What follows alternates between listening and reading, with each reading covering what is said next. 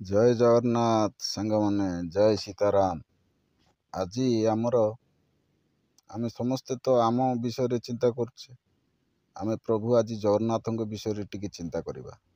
କ'ଣ ନା, ଆମ ଜଗନ୍ନାଥଙ୍କର ଗୋଟେ କୋହିନୂର ହୀରା ଥିଲା। କୋହିନୂର ହୀରା ସିଏ ପଳେଇ ଯାଇଛି ଇଂଲଣ୍ଡ। ବହୁତ ବର୍ଷ ପୂର୍ବରୁ ଇଂଲଣ୍ଡ ଆସିକି ଜୋର ଜବରଦସ୍ତି କରିକିନା ଆମର କୋହିନୂର ହୀରା ନେଇଯାଇଛି।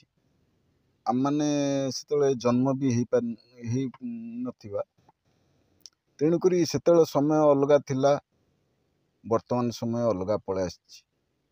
କିନ୍ତୁ ଆମେ ଯଦି ପ୍ରଭୁ ଜଗନ୍ନାଥଙ୍କୁ କିଛି ମାତ୍ରାରେ ଭଲ ପାଉଛେ, ଜଗନ୍ନାଥ ହେଉଛନ୍ତି ଜଗତର ଠାକୁର। ସିଏ କୌଣସି ଆମର ଓଡ଼ିଶାର ନୁହନ୍ତି କି କୌଣସି ଭାରତର ନୁହନ୍ତି, ପୁରା ଜଗତ ଯାକର ଠାକୁର।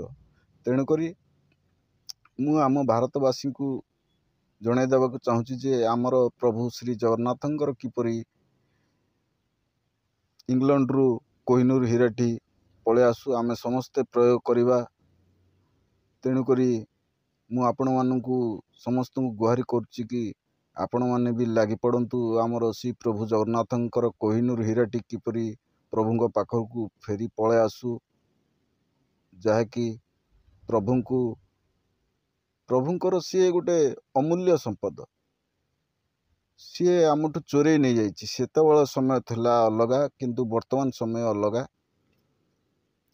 ତେଣୁକରି ଆମମାନେ ସମସ୍ତେ ଚାହିଁବା କେମିତି ପ୍ରଭୁଙ୍କର ଜିନିଷ ପ୍ରଭୁଙ୍କ ପାଖକୁ ପଳେଇ ଆସୁ। ଆଉ ଇଂଲଣ୍ଡବାସୀ ଆପଣମାନେ ବି କିଛି ଦୟା କ୍ଷମା ଦେଖେଇକିନା ଆମ ଜିନିଷ ଆମକୁ ଫେରେଇ ଦିଅ। ନଚେତ୍ ଇଏ ତ ଠିକ୍ ହେବନି ନା, କାହିଁକି ଆପଣମାନେ ଆମଠୁ ଚୋରେଇକି ନେଇଛନ୍ତି।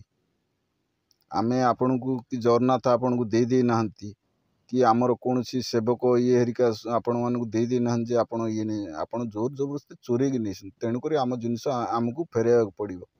ଜୟ ଜଗନ୍ନାଥ, ଜୟ ସୀତାରାମ। ସମସ୍ତେ ପ୍ରଭୁଙ୍କର କାମରେ ଲାଗି ପଡ଼ନ୍ତୁ। ଜଗନ୍ନାଥଙ୍କର କୋହିନୂର ହୀରାଟି କେମିତି ପ୍ରଭୁଙ୍କ ପାଖକୁ ପଳେଇ ଆସୁ। ଜୟ ଜଗନ୍ନାଥ, ଜୟ ସୀତାରାମ। ଏତିକି ମୋର ଆଜିର ଗୁହାରି।